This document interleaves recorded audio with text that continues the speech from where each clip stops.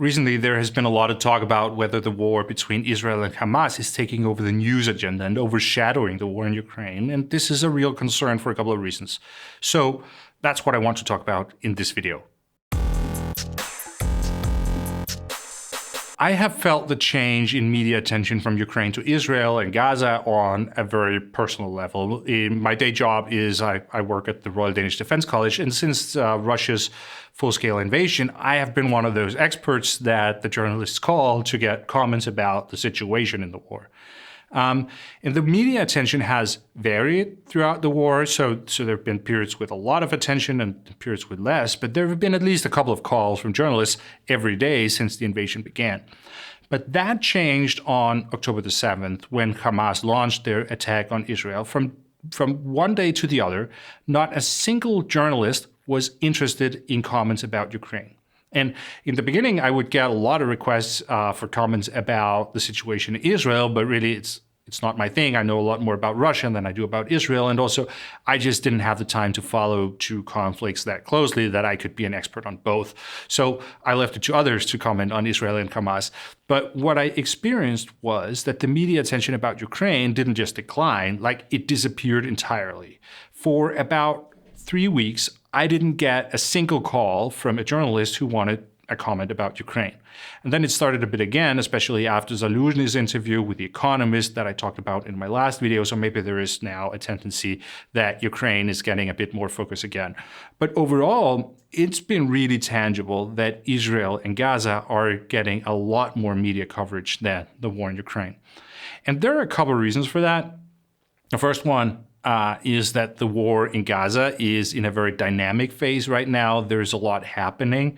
But the war in Ukraine, on the other hand, is in a more static phase. So the summer offensive is finished. It didn't really change the frontline map. And now we're in the mud season where things are going slowly anyways. So it's just a lot harder for the journalists to find something to report on. And I sometimes get calls from journalists that say that, we really want to cover Ukraine because we think it's important that we don't forget about that war, but can you please help us with an angle because it's really hard to report on right now.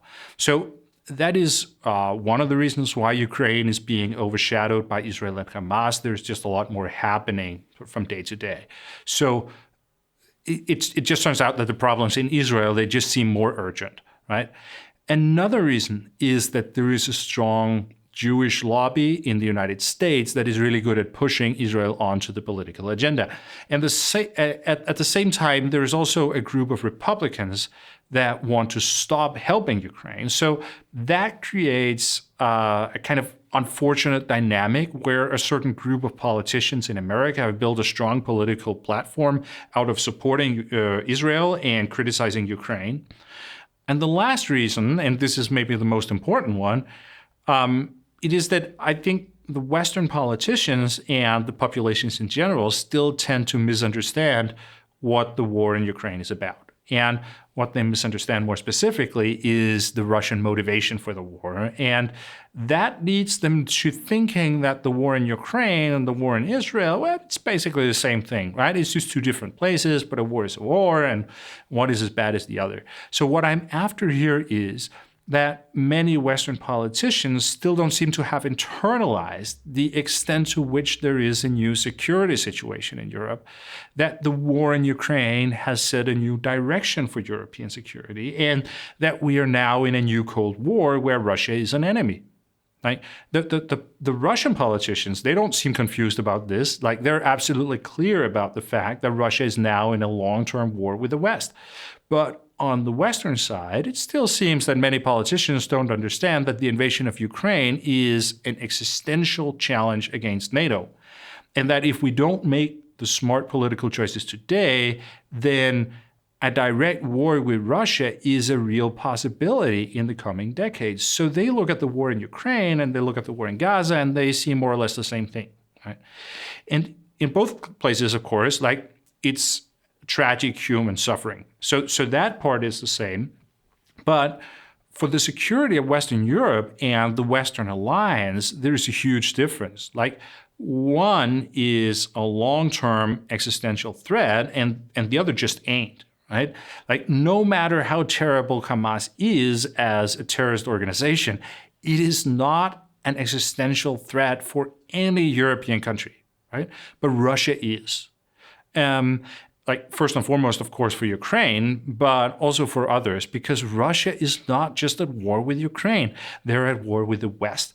That's how they see it. So this is a long-term struggle about breaking down the American-led world order.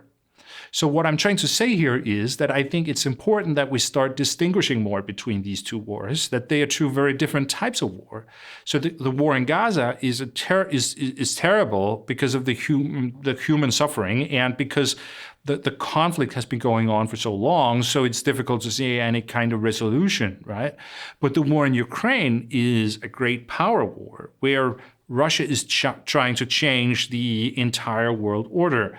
So what's happening in Ukraine right now determines how secure the rest of Europe will be in the coming decades.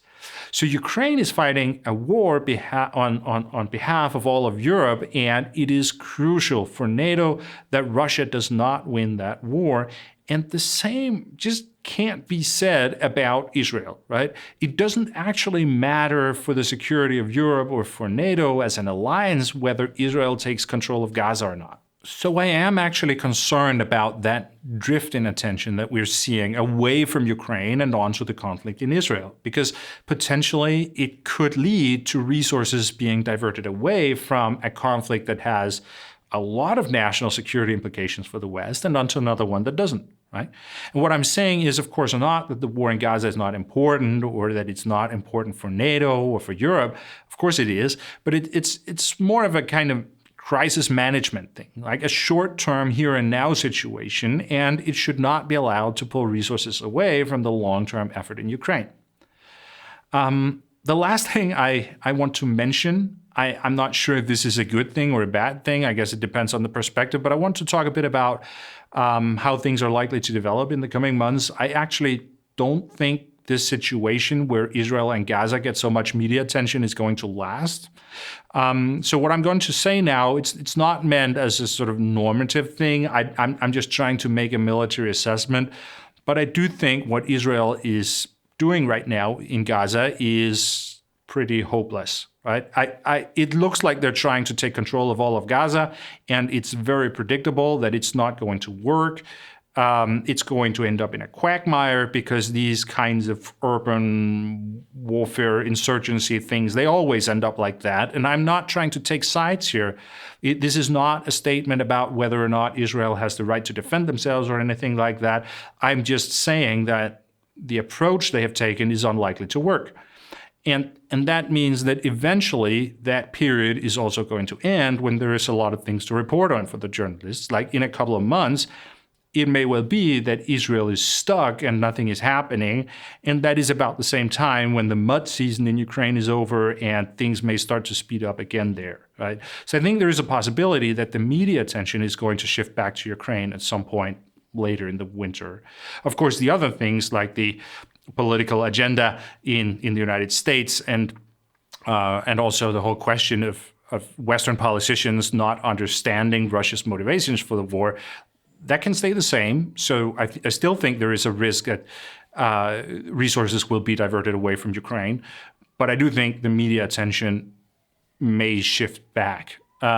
Okay, enough for now. Thank you very much for watching, and I will see you again next time.